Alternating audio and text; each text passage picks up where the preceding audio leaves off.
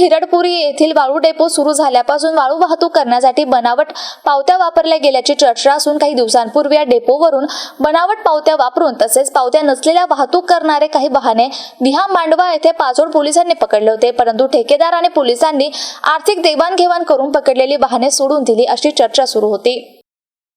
बंद काळात सुद्धा मोठ्या प्रमाणात बनावट पावत्यांचा वापर करून तसेच विना वजनाच्या विना पावत्यांच्या वाहनाद्वारे वाळूची वाहतूक करण्यात आल्याचं बोललं जात आहे। त्यामुळे शासनाचा मोठा महसूल बुडाला। 12 एप्रिल रोजी एका वाहन चालकाकडे बनावट पावत्या सापडल्यानंतर प्रकरण आपल्या अंगलट येऊ नये म्हणून लिलावधारक ऑक्टिव्ह असोसिएट या कंपनीचे मालक राजेश जंगले यांनी 15 एप्रिल रोजी जिल्हाधिकारी कार्यालयात बनावट पावत्यांसह लेखी तक्रार करून चौकशीची मागणी केली आहे। हा प्रकार म्हणजे चोराच्या उलट्या बोंबा असे म्हणावे लागेल। वास्तविक पाहता हिरडपुरी येथील वाळू डेपोचा लिलाव हाच बनावट प्रकार आहे।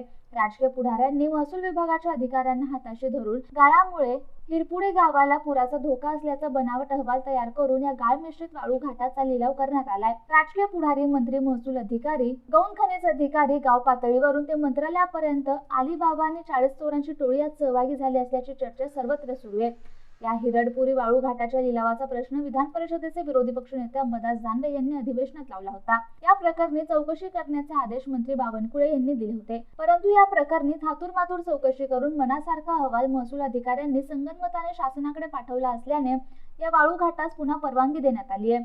परंतु या वाळू घाटावर मोठ्या प्रमाणात गैरप्रकार सुरू आहे। या ठिकाणी नेमण्यात आलेले महसूलचे पथक कुठेही दिसत नाही। या ठिकाणी महसूलचे पथक नसल्याने वाळू ठेकेदार यांनी हजारो ब्रास वाळूचा बोटीच्या साह्याने उपसा करून त्याची परस्पर विक्री केली आहे। वाळू डेपोवरून वाळू भरून निघालेली वाहने एकाच पावतीवर दिवसातून 4 ते 5 वेळा वाळूची वाहतूक करत असतात। याकडे महसूलचे अधिकारी दुर्लक्ष करताना दिसताय। वाळू घाटावर पैठण तहसील मार्फत नेमण्यात आलेले पथक हे फक्त कागदावरच होते। त्यामुळे गुत्तेदारांनी मोठ्या प्रमाणात अवैध वाळूचा उपसा करून त्याची परस्पर विल्हेवाट लावली आहे। या संदर्भात हिरडपुरी, टाकळी, अंबड येथील नागरिकांनी अनेक तक्रारी केल्या होत्या, परंतु महसूल विभागाच्या अधिकाऱ्यांनी त्यांच्या तक्रारीकडे अर्थपूर्ण दुर्लक्ष केलंय। गौतम बनकर, MCN न्यूज, पैठण।